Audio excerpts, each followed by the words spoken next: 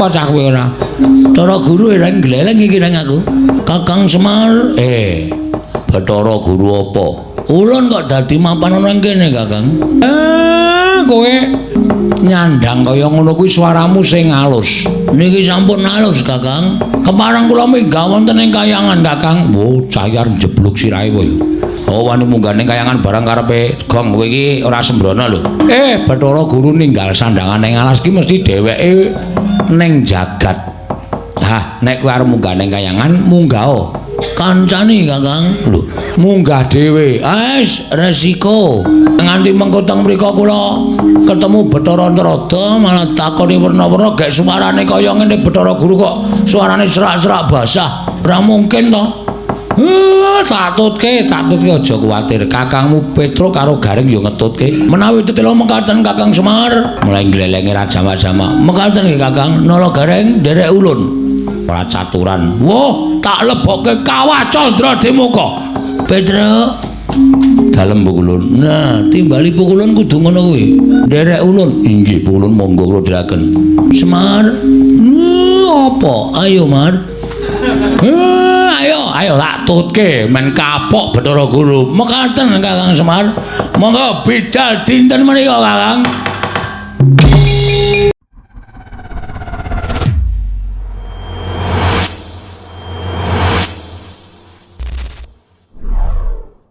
Bisa geni. Ana apa wae? Ana wigati apa dene sira sowan monggo tanpa tinimbalan. Lho. Lah kok dadi Siwa Ngastina tambuh perkara iki? Aku tak takon karo Siwa Ngastina, apa wis nampa nawala ingkang diaturake marang Siwa? Yo, wis tak tampa. Lah, tegese wis ana tulisan ingkang ndak tulis ana ing jroning nawala. Yen to 7 dina sakwise aku ngaturake nawala, yen to ora ana keterangan saka Siwa Ngastina, tumuli aku sowan ana negara Ngastina. Lah mongko iki tak anteni nganti 7 dina kok ora ana pengendika sarta keterangan saka Siwa Prabu Ngastina. Mula tumuli aku sowan ana negara Ngastina kenging wigati nanjihake kelawan nawala ing tak aturake marang Siwa Ngastina. Aku nyuwun dawuh. Ngastina mbok paringake apa ora? Nek mbok paringake nadyan mung separo aku wis nampa. Ning yen separo wae tak jaluk ora entuk, ya aja takon dosa. Aku nek mung weruh Senopati Ngastina ya aku ora wedi. Wis ngono wae. Kapan tempu ing perang, wancine jam pira? Tak kon tata-tata wadyabala sing ampuh-ampuh aku moh nek ming cilik-cilikan. Aku ya tak nyameptake wadyabala sing ampuh-ampuh sing dipandhigani karo Kapten Antasena. Ya kene to, Kang? Heeh, wis ngono wae rasaku ki omong. Wis terus to the point. Apa kuwi? Aku ya ora dong, aku ya mung sok nirokke wong-wong kuwi. Apa perlune wae nek Siwa Ngastina maringake matur nuwun, nek ora terus kono dingi wae senopatine sapa sing arep didapuk tutukane nang kene sisan. Lho. Aja nang kene nang alun-alun. Oh iya, nang alun-alun. Wis ngono wae, Gusti. Aku tak takon karo kowe. Wigatine apa teko kowe njaluk negara Ngastina? Lho. Ming bakal tak aturake marang Punden Pandhawa. Kena ngapa wujude negara Ngastina? Wah. Aku ki ngrumangsani dadi anak sing ora ngerti tata krama. Aku ngrumangsani dadi anak sing ora ngerti unggah-ungguh. Mongko jarening piring sepuh padha nyebutake swarganing wong tuwa ki yen to nyumurupi anake kuwi kebak tata krama, kebak unggah-ungguh, kebak tata susila. Lan tansah junjung marang derajating wong tuwa. Kuwi nuwun sewu, nadyan wong tuane isih urip ning wis kaya mapan ning kasuwargan. Ning arep duwe anak sugih blegedhu iso munjung ingkung gajah saben dina nyang wong tuwa. Nek pokal gawene merosal mbedugal, watake angkara budine Candala, kuwi arep wong tuwa isih urip kaya dibleseke ning neraka jahanam. Mula gandeng aku ki ora iso ngaturake tata krama, ora iso ngaturake unggah-ungguh, ora iso basa, ora iso ndodhok kaya anak-anak Pandhawa liyane. Carane aku ngaturke bekti kalawan wong tuwa ya cara kaya ngene iki. Ngaturake pisungsung negara Ngastina, gajeke crita sing tak tampa. Ngastina kuwi darbeke kepundhenku Pandhawa. Ning merga saka pokal gawene nuwun sewu Simbah Patih Sengkuni. Ing nalika semana benthik-benthike Pandhawa karo Kurawa. Wekasan Pandhawa lunga saka negara Ngastina. Ngastina dilintir keprabone dening Siwa Ngastina. Ngono ta critane? Bawan wonten dawuh. Kok dados wisanggening ngertos cariyosipun. Dek sapa ta sing nyebar-nyebarke? Lah kok dadi bayi wingi sore kok ya ngerti lelakon. Aku mung diceritani para sepuh. Lho sing akeh crita karo aku ya kuwi para Panakawan, kakekne Semar, Nala Gareng Petruk lan Bagong. Ing pendak-pendak aku sowan ning Karang Kadempel mesti dijak jagongan karo Panakawan diceritani babakan negara Ngastina. Nek sejatine sing duwe kuwi nuwun sewu ora kleru ento sing kagungan kuwi Yang Pandhu. Ya mung nalika semana Yang Pandhu durung tutuk gone ngasta bawat perintah negara Ngastina tumuli dibanjut dening para Jawata merga Yang Pandhu duwe utang kelawan para dewa. Wekasan Ngastina dititipke dening Yang Dastarata. Ning mangune Yang Dastarata kuwi ibarate ngemut gula krasa legi moh nglepeh. Terus negara diwenehke marang anake ya kuwi Siwa Duryudana. Mongko nalika semana Yang Pandhu wis weling yen to Pandhawa wis dewasa supaya kon balekke marang para Pandhawa. Ning ora, Pandhawa disingkir-singkirke saka negara Ngastina supaya aja nganti ngukup negara Ngastina. Lah, sapa to sing nyingkir-nyingkirke para Pandhawa? Jarene sing padha crita ya kuwi Patih Ngastina sing biyen jenenge Suman. Suman ki jane saiki nang ndi to, Wa? Kula. Oh, Simbah Patih to? Nggih. Mola dalah. Ah, critane ngono kuwi mula gandeng negara iki darbe ing pepundhen Pandhawa, tak suwun. Tak suwun. Siwa Ngastina kudu ngiklasake. Yen Siwa Ngastina kepengin mukti ya golek negara dhewe bebodra. Aja gampang sumendhe marang panguwasaning wong tuwa. Aja gampang ngenteni karo warisaning wong tuwa. Nek kepengin niat dadi Nalendra, sing pancen Nalendra sing berbudi bawa laksana tur kuncara anjayeng bawana kuwi nek cara aku ya dadi ratu wani mbedah negara mboyong putri bondo ratu kuwi lagi wong lanang tenan. Lah nek ming nampa tinggalane wong tuwae nek cara aku nggo abrak apa? Lungguh ora gleleng nyandang apik ora gleleng duwe tumpakan ya ora gleleng nek ming ngenteni nggone wong tuwa. Nek iso ki bebodro dhewe, nek iso ki mbedah negara. Nek cara aku ngono. Ya Kakang Antasena ya? Heeh, ni bener. Kok kaya ngragap ngantuk ya aku. Aja ngantuk Kakang, iki nyambut gawe. Lah iya. Gaweanku rak mengku jotosan to. Lah iya, lah aku nek krungu rembugan suwe-suwe ngene iki mataku ora kuat. Mbok wis apa perlune ceket-ceket entuk ora Pakdi, nek ra entuk tak aturi jaga jagang sing jero beteng sing kandel. Saiki jam pira? Jam 10 esuk. Jam 12 gepuk perang negara Ngastina. Ngono rampung. Antasena, piye? Mbok sareh to ngger Cah Bagus, putuku Cah Bagus sareh ya. Nulat to karo mbahmu saka lima. Mbahmu ki wong sabar, wong ikhlas, wong tawakal. Aja sak kesusu, aja sak nuruti karo bramancaning kakung kaduk kepanasen. Kuwi ora prayoga ya Antasena. Ya, tak sabar nek ora iso sabar. Mbuh lho iki engko wis gage wa. Paringa pangandikan. Paman dos pundi? Nuwun sewu ngger kula sampun gembrobos. Kula sampun mboten saged matur sampun ngantos dangu kalian kula. Wis anggene menawi sampun ngaten menika kok sajahipun mboten saged dipun ndakaken ngger kula sumanggaaken ngger anak Prabu. Wong wilahing Mastuna Sidam Skaring Bawana langgeng. Wis anggene aja kaget aku ing bakal paring wangsulan kelawan kowe. Lho iki sapa meneh iki?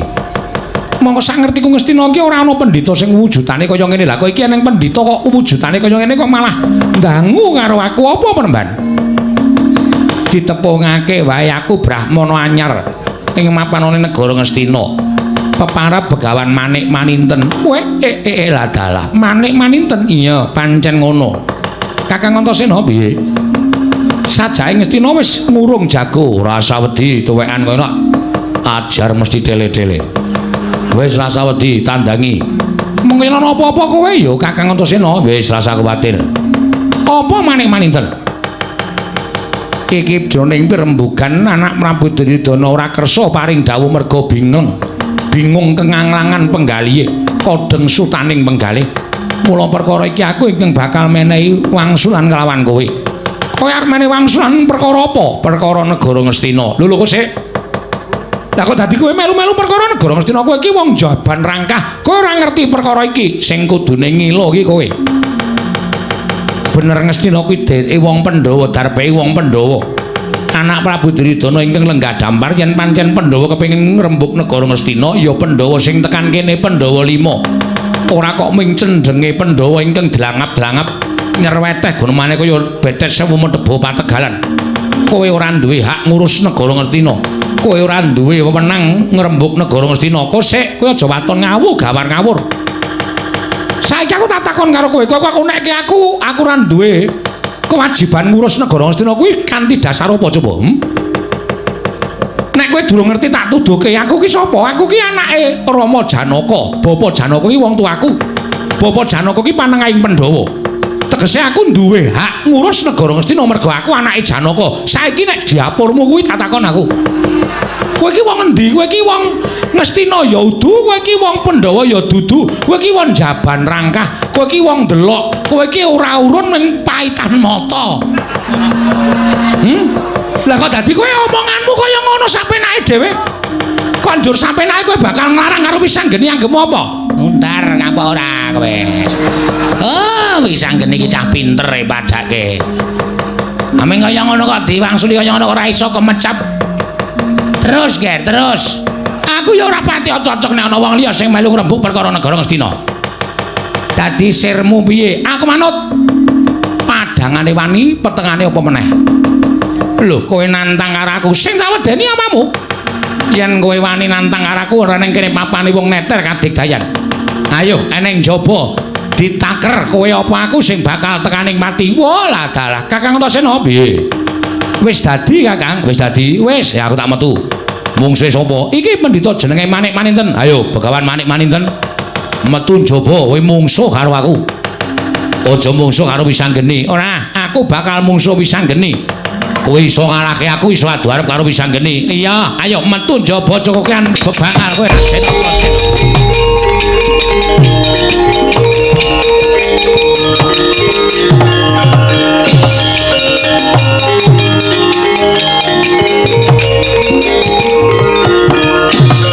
Kok iso gembrobos awakku lho nggir.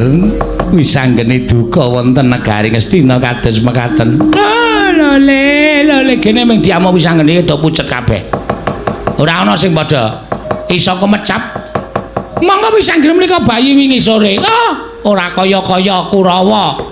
Pini sepuh Ngastina ki nek ngrembug mateni Pandhawa kaya yak-yak. Endi Pandhawa sing diracun, endi Pandhawa sing dinaiki supaya tekaning pati. Akhire tekani Wisanggeni kok Dek Pati nganti ora iso nyumet udut.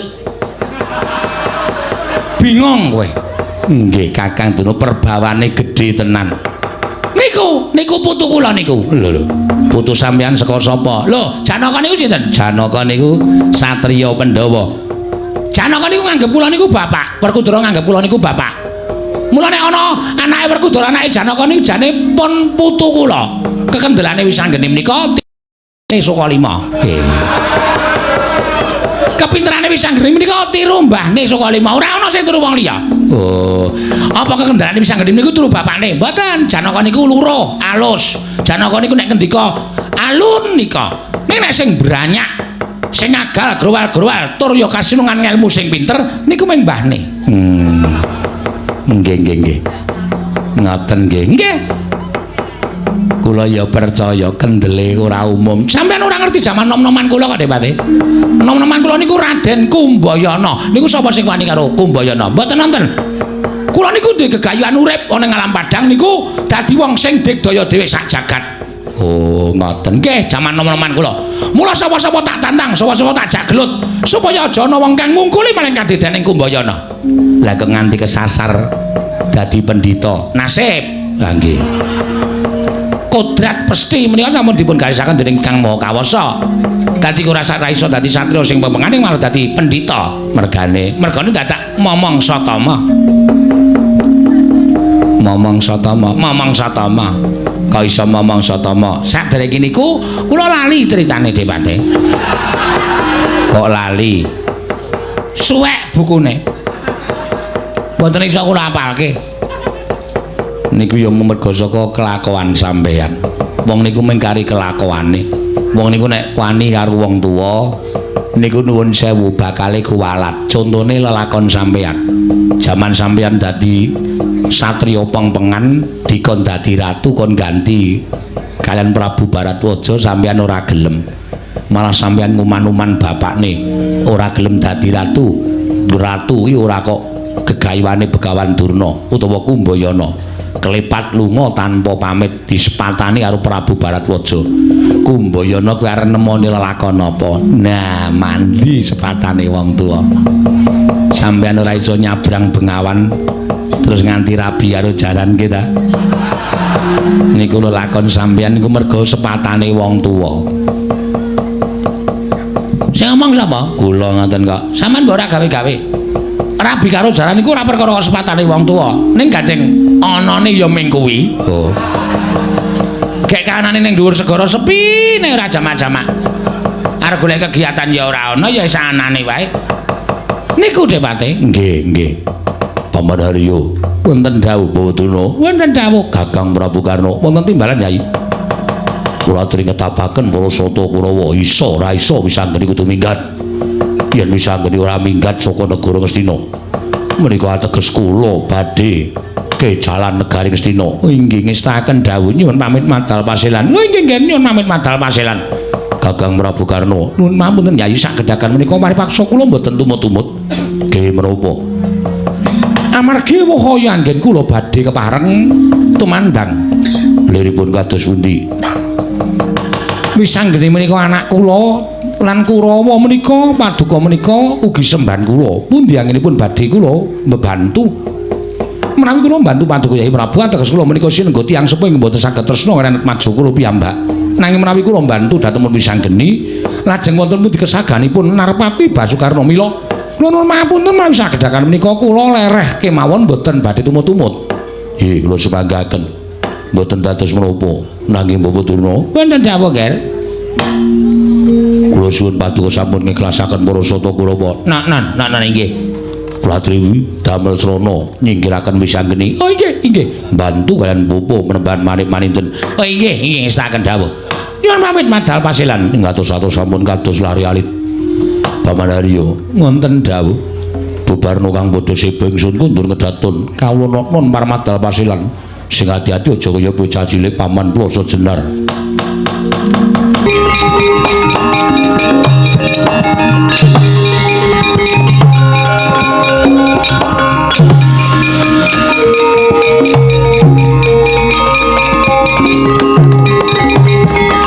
Bumi kuncing langit kelap-kelap katon lir saking risang mawe kandung.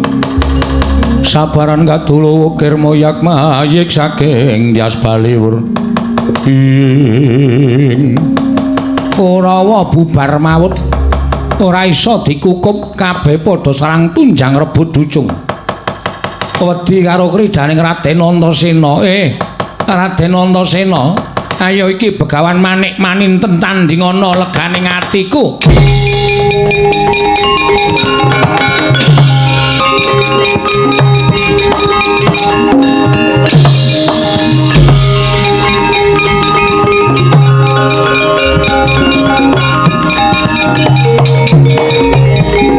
Ayo amuk Suramrata Jayamrata. Ndi wong Kurawa ora ana sing wani nandingi kridane Antasena. Ora menake negara Ngastina. Kelakon tak amuk legane kandiku damu dadi reca awakmu kowe.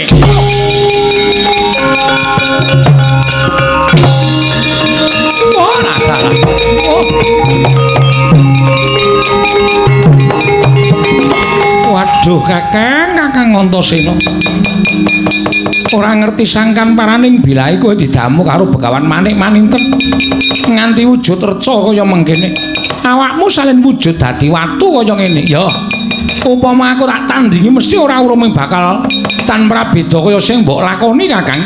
Sumene ana ing mapan kene tak golekke. Srana supaya aku iso mateni Begawan manik maninten Kakang Antasena.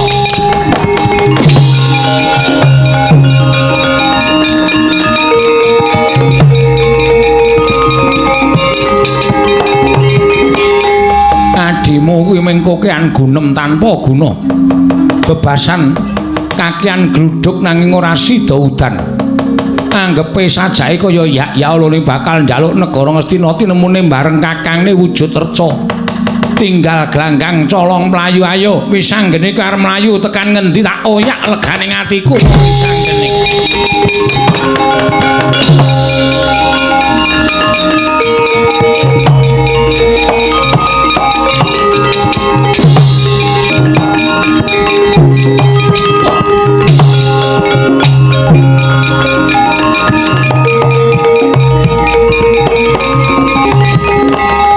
Mara Sang Arjuna esmunya kang kamanungsan kasrepan tingkah ing mungsuh ing ana swijining brahmana sapa nakon karo aku Begawan Manik Maninten kowe sapa Raden takon karo aku Raden Janaka iya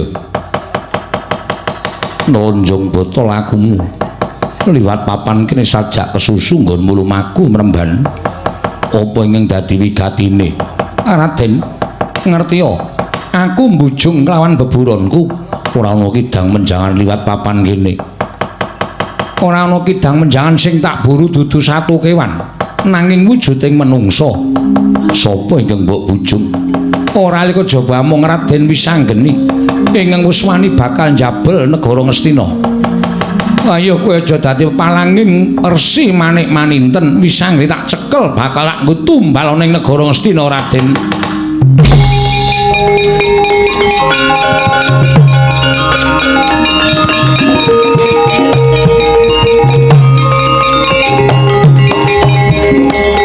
Anus maning jajalan apa kowe ora kulak pawarta adol pangrungu yen to Wisanggeni kuwi atmajaku.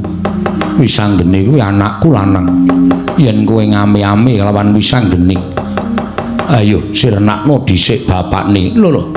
Kowe bapakne Wisanggeni dasar para nyata. Mula aku wajib mbilani lawan anakku. Yen mancen kowe bakal mbilani karo anakmu ayo.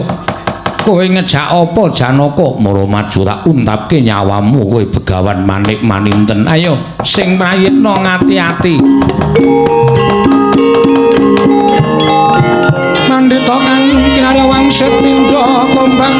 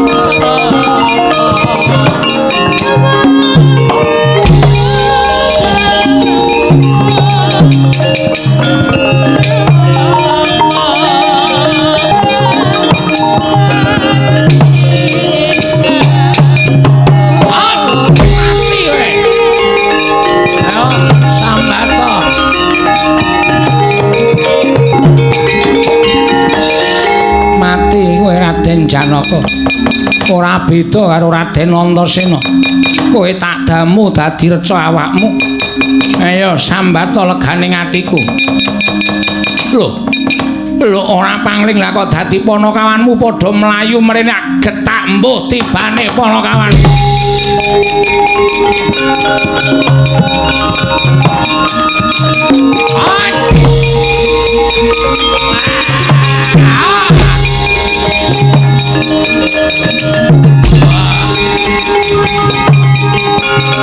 Wes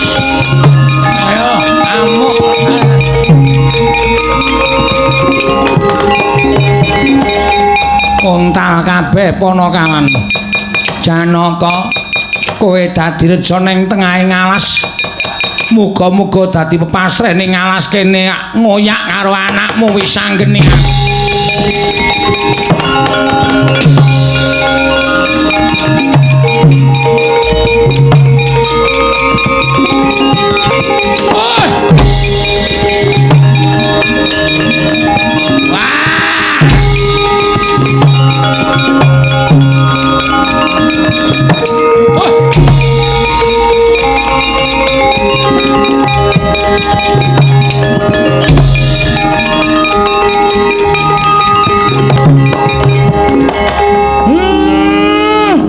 Daramu mau kena ngopo Lolo Garing? Ayo embung aku ya ngetutke kowe mlayu banter banget kok Mir. Kula ya ngetutke bapak mlayu kok bengak-bengok darane kena ngopo kula dereng sempat karo Ndara. Wis digetak ana pendhita getak kula kuntal. Daramu kesonjo mbaya. Mbok kena ngopo lah kok dadi awake wujud watu. Dadi reca kaya ngono kae. Nggih, Pak. Iki awake dhewe tiba nang alas. Monggo alase sajae kok durung tau diambah menungso. Ya mung aku kok bingung. Jroning aku tiba nang alas. Nyawang karo jroning guwa iki kok guwa kok ana padang trawangan kaya ngene. Guwane padang terus, engko gek ning menungsane. Engko gek do tinggu terang kicik ora. Nah, dalam gua terang kae gak cakepan apa jenenge bajing loncat. Dicek wae Mir. Dicek piye? Dileki. Apa sing marai padang ning jero gua kuwi?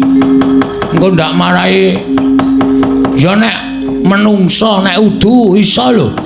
Jimat sing murup nang jero gua malah awake dhewe bejo. Coba tak tontone kaya ngopo Lolo Garing.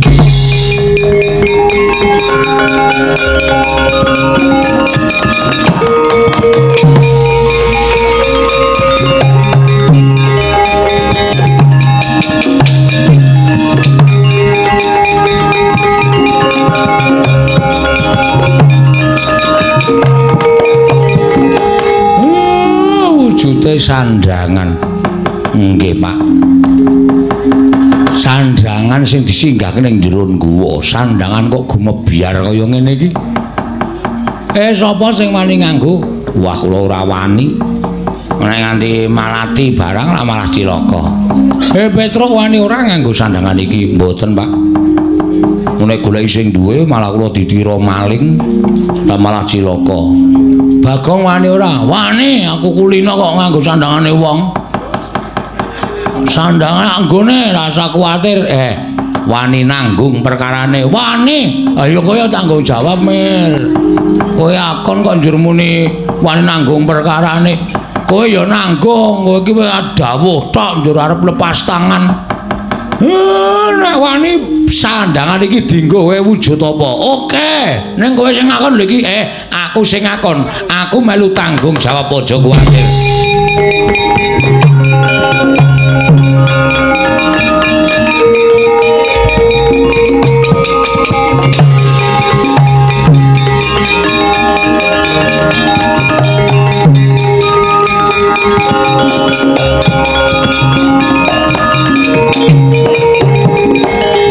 Waduh. We. Kowe ngrasake apa, Gong? Apik piye? Iki kok tanganku dadi papat iki piye? Lah rak tenan to aku wis mbedhek. Sandangan kok mawa cahya digerayang kok panas. Mulane jebul sandangan ora sandangan baen-baen. Ning pancen sandangan sing eneng dayane. Bareng tok nggo kok kowe wujud Bathara Guru Bagong. Oh ngilaheng. Oh ngilaheng apa cah kowe ora? Bathara Guru ora gleleng iki nang aku. Kakang Semar kok Semang. Kakang Semar Bathara Guru apa? Ulun kok dadi mapan ana kene Kakang. Kowe nyandang kaya ngono kuwi swaramu sing halus. Niki sampun halus, Kakang. Kepareng kula minggah wonten ing kayangan, Kakang. Wo, cayar jebluk sirahe kowe. Oh, wani munggah ning kayangan barang karepe gong kowe iki ora sembrono lho. Bathara Guru ninggal sandangan ning alas ki mesti dheweke ning jagat. Hah, nek kowe arep munggah ning kayangan, munggah kancane, Kakang. Lho. Munggah dhewe. Wis resiko. Nang nganti mengko teng mriku kula ketemu Bathara Antarada malah takoni werna-werna gek suarane kaya ngene Bathara Guru kok suarane serak-serak basah. Ora mungkin to.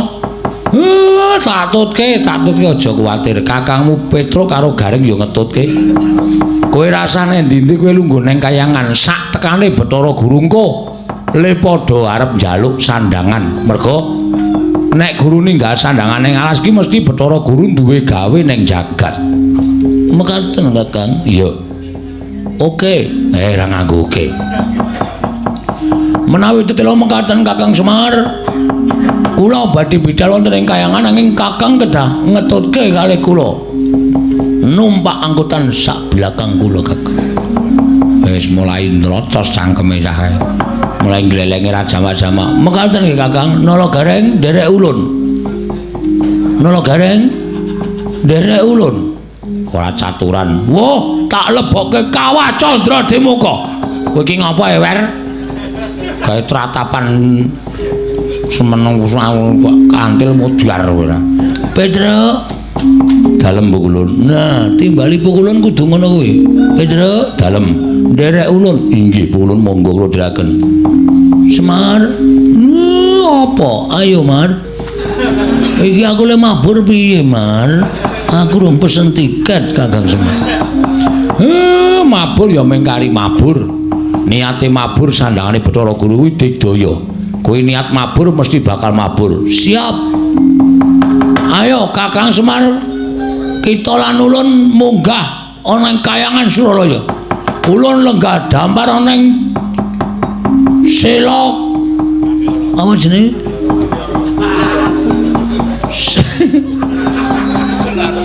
Selok Pamiyara. Kuwi Mogiri kowe. Kowe nek lenggah ning Selok Pamiyara sing seba ming Tusya.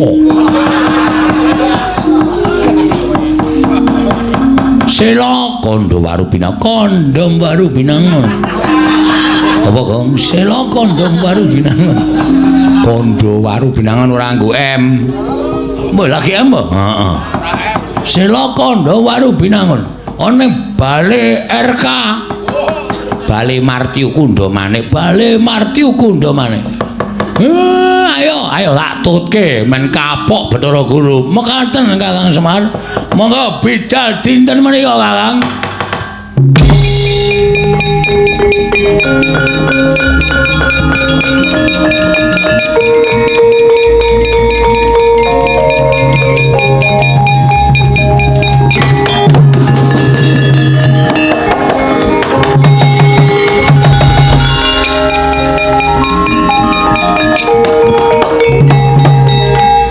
Iso mengendalikan mabure kok gedabikan ora karo-karuan. Ayo Mer, piye kok ora gak nututi? Iya aku kok nututi, mekono Kakang. Wedian ono buta gede banget Kakang. Mah buta barang dililing. Ayo Nala Gareng monggo Pak kula dherekaken.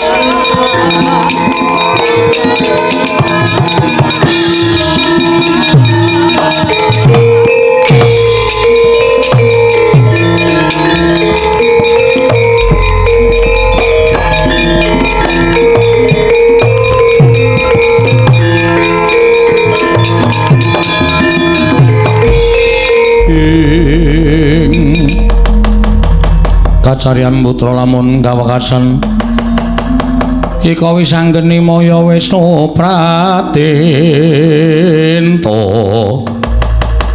Wisnu Pratinta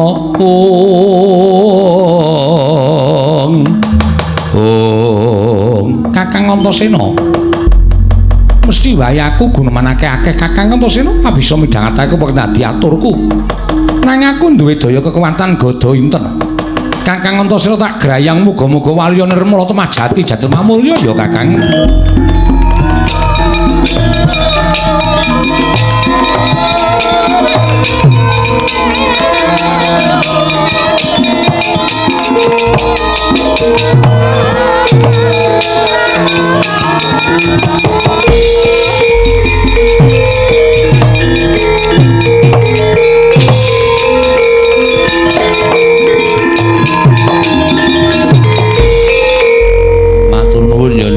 Kakang dene kowe wis menehi obat karo aku iso waliya nirmala temajati dadi mamulya terus karepmu piye Kang perkara njaluk negara dicepet semene dhisik ning wigati aku tak ketemu karo Manik Maninten ora lega rasane nganti kowe aku pengen ngerti sapa to sejatine Manik Maninten sing ati-atine kowe bali ning kasatriyan Kang yo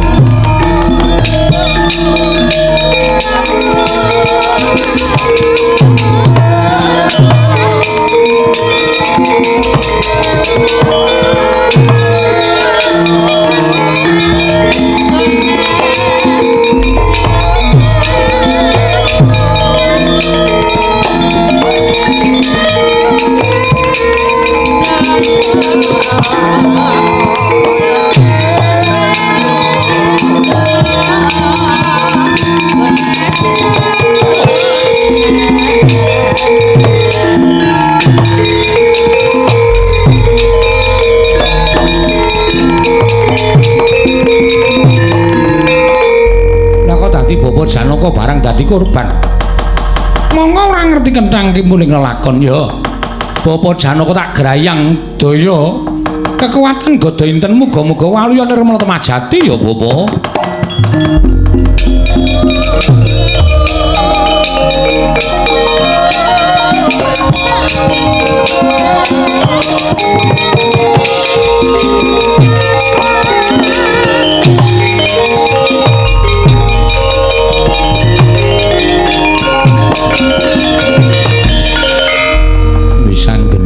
Apa Bapak? Sapa ing ngemaluyakake kelawan kahananku? Aku. Nggih, sayektine bapakmu tekan kene diutus dening pepundhenmu, awakmu Darma Kusuma, supaya ngelekake marang sira kula Wisanggeni. Ing wani bakal njabel negara Ngastina. Bapak Janaka, anakku lanang piye? Satemene aku wis sowan ngersaning Kaki Wenang. Niatku bakal gugat ngersaning Kaki Wenang dene nggonku bakal njabel negara ora dikeparengake jalaran Ngastina ana jago. Monggo jagone digdaya. Iya Wisanggeni. Dawing Kaki Wenang aku ora dikeparengake njabel negara. Sesuk mangsa kala aku duwe wektu dhewe iki nare labuh marang para Pandhawa mengkono nggih. Lah saiki anakku lanang arep menyang endi? Bapak Janaka tak aturi kundur marang negara Ngamarta. Aku arep goleki jagoning wong Astina, kudu tak sirnake, Bapak. Sing ati-ati aja kaya bocah cilik ya nggih.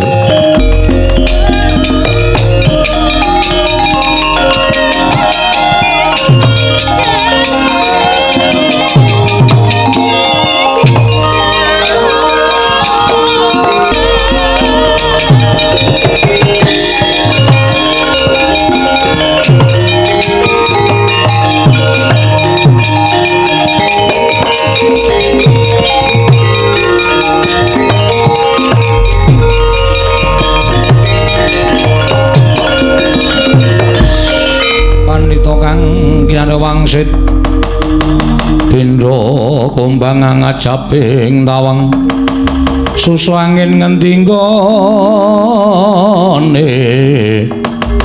miang kali ing kangkung beksimi berulu ing wungkuli langit. Oh kowe wong licik Wisanggeni, kowe ndadak playon mung perkara ngadepi karo Manik Maninten kowe dadak nglungani peperangan. Ora jeneng aku licik.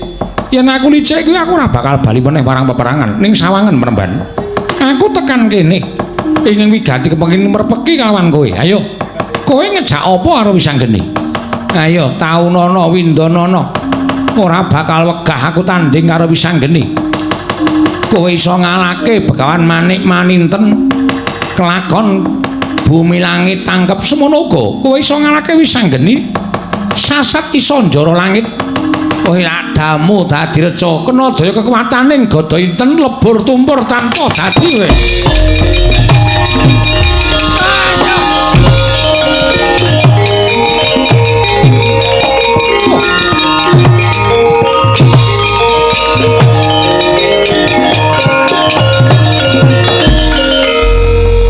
Iki kaya kaki guru. Iya nggih. Lah kok dadi mung badan sukma. Merga ulun Mimba Pandhita sumrupa Wisanggeni kedarang-darang ulun Mimba Pandhita sayekti mung kepengin menggak kelawan kekarepan kita. Muruhanarina nggih. Lamun kita kepengin jabal negara monggo wis kita niyati sayekti ngestina bakal bari marang panguwasaning para Pandhawa. Kanthi kaya mengkono kita bakal mirang-mirangke para Jawata, kita bakal miradati kodrating jagat. Ingkang sayekti Jawata bakal kalingseman yen to nganti mbok terusake nggon kita jabal negara Ngastina. Mula Kang Sangkaku Wisanggeni nganti tak rewangi dadi Brahmana. Ingkang sayekti mung kepengin mambengi kelawan kekarepan kita. Kaki Guru Wisanggeni kepiye? Aku wis entuk dawuh ngaki wenang nggonku munggah ning Kayiwangan. Yen to sejatine sesuk mangsa kala aku duwe wektu dhewe nggone bakal labuh lan para Pandhawa. Mula bab iki aku trima.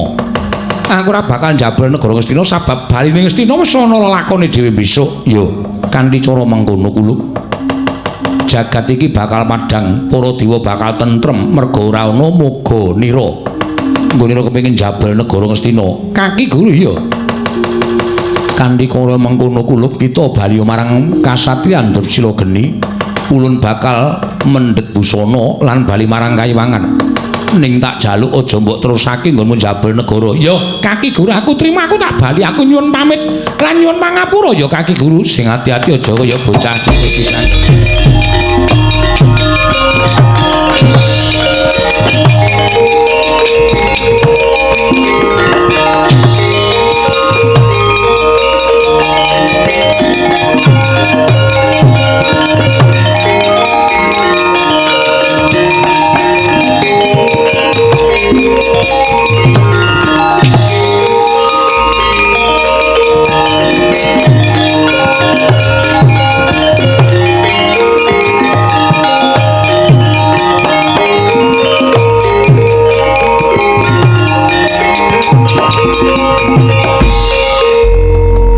Papan iki ingkang dak nggo nyinggahke busana kaselak dadi pengantu-antuning Kakang Narada ya Kakang Kanika Putra nganti aku lunga saka Kayiwangan mongko tanpa pamit tak jupuke busana bakal ulun agem lan bali marang Kayiwangan Suralaya.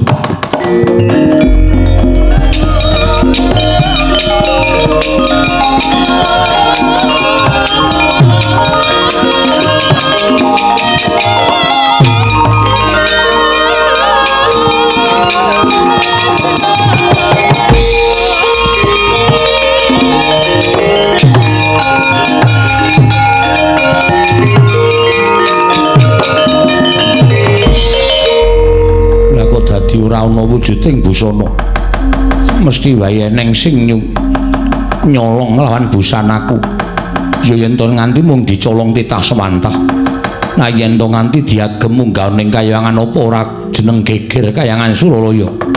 Kakang Narada, Kakang Kanika Putra kula ingkang sowan Kakang Narada.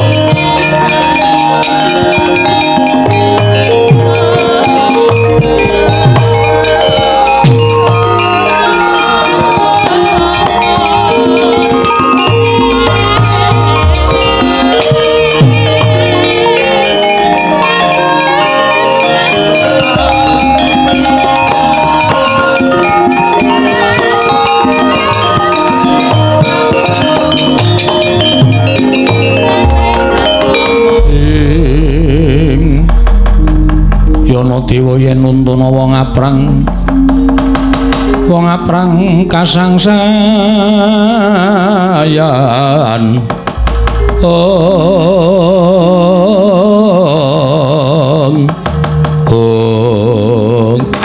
kencang warudaya pak pong bu bolong kali jodhe sapa sing gawe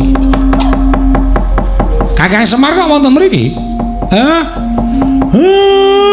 tilik kayangan Adi Guru sampun dangu angen paduka nilar dhateng Kayuwangan tetela rawuh wonten ing kayang kok nganti dhateng Kakang Semar menika wigatosipun menapa Di kok kendel kemawon ngilaheng awi gendam awi gena Mastu Purnama Sidhem Kakang Narada Kakang Resi Kaneka Putra Di Guru wilujeng pangestunipun Kakang sehat walafiat Kakang Narada samya manggya widada ya wati-wati kula wonten dawuh bar dahar apa ya Adi Guru kok suarane serak-serak kaya ngono kula piyambak mboten mangertos umumipun dewa menika daranipun Pelemertangga Jiwa Jambu Dipa Nirmala sajaipun pulun Bathara Guru mandhap wonten ing jagat sampun kelebetan bakmi seafood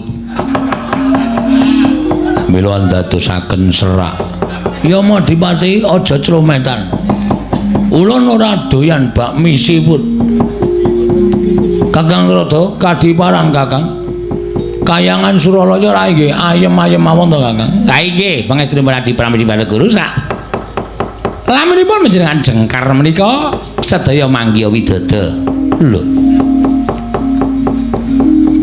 sinten ingkang wantun dados kraman lho dados kraman dos pundi manggya widada sampun kecepeng lho dereng widada menika wilujeng niring Sambikala mekaten Kakang Narada inggih widadari mboten wonten ingkang meteng mboten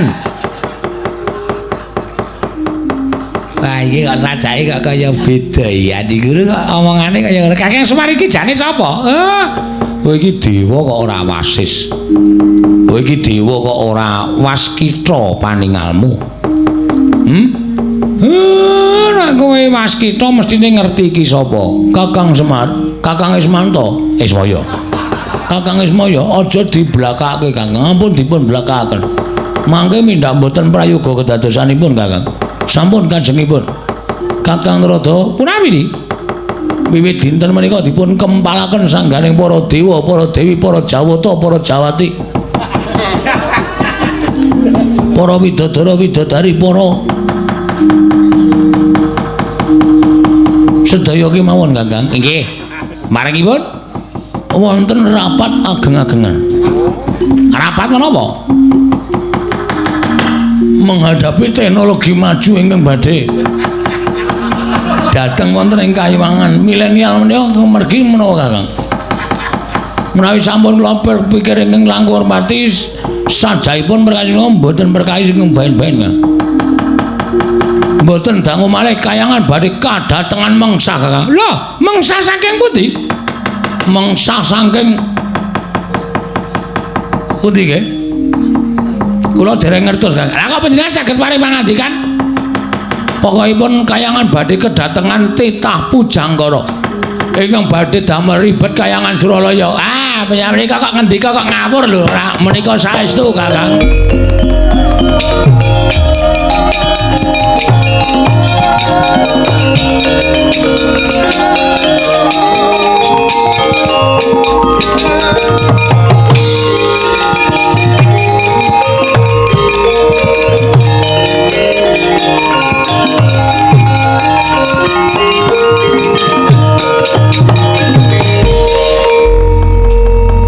Kakang titahipun lho menika kok Adi Pramesti Bathara Guru mongko kanthi badhang sukma kados mekaten Kakang Narada kasinggihan lha menika sinten Di menika sinten ingkang dados lenggah dampar wonten ing Selakanda Warubinangun Kakang Semar sampun mirang-mirangaken dhateng kula Kakang mbok inggih sampun kula mandhap wonten ing jagat menika mboten damel wisuna nanging menggak kekarepanipun wisanggeni anggenipun badhe njabel negari Ngastina menawi wisanggeni mboten kula penggak tan wandi wisanggeni badhe miradati kodrating jagat satemah para dewa badhe kewirangan Kakang sampun kados mekaten Kakang Bathara Guru Pasu ayo salin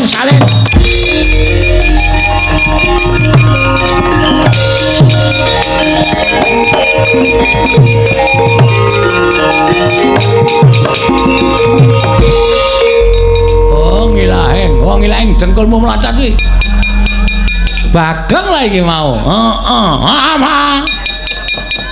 ayo saura-urane ra kitang sedhela Bagong ki iso dadi Bathara Guru Kakang Semar Busana kaya apa tak klumbrukke nang dhuwur meja nggih ngestaken dawuh Kakang Ismaya piye sak mangke kula sampun kasembadan menggak dhateng pun wisanggeni namung Kakang Semar kula aturi tedhak wonten ing Madyapada matur dhateng para Pandhawa paring pangandikan bilih wisanggeni sampun wangsul dhateng Drepsila geni lan sampun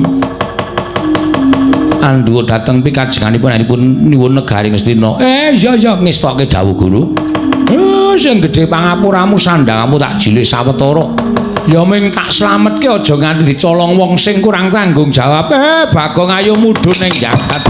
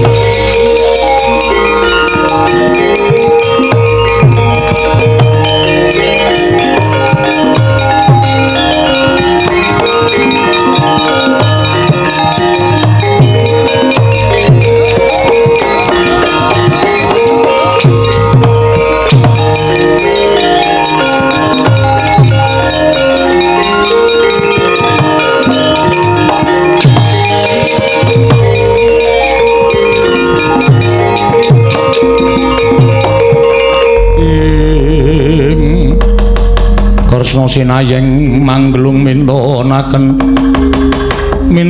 Dewi Kramanira kang mitiraning asta ing Kakang Semar saka ngendi Kakang kula tak crita sawetawis nderekaken Ndara Janaka niatipun ngemuntaken Ndara Wisanggeni anggenipun jabel negari Ngastina mengkono malah karo Werkudara iki sayekti bakal budal marang negara Ngastina nyelekake lawan Wisanggeni Ndara Wisanggeni pun kundur teng Drepsila geni pun sowan Sang Hyang Pikulun Bathara Wenang pun pikantuk pangandikan dening saking Hyang Pikulun Bathara Padawenang menawi napa sing dilaponi Ndara Wisanggeni menika mangke tundhonipun boten sae syukur bagi Ndara Wisanggeni sampun emut ngantos Bathara Guru mandhap wonten ing jagat mimba Brahmana ingkang wigati namung mambeng keparengipun Ndara Wisanggeni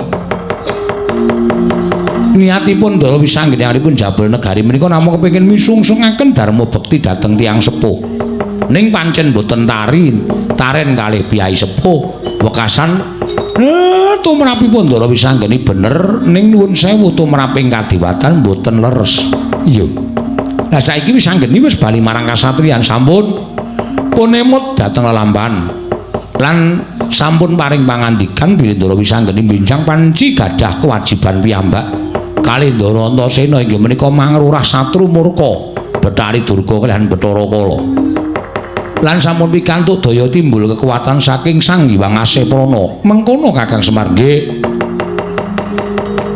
lah sateruse Ndara Werkudara didhawuhi supaya resik jagat saisine Niki wau mbok menawi wonten tantrimanipun para Sata Kurawa sumangga Ndara Werkudara. Wah, iya Semar resikane.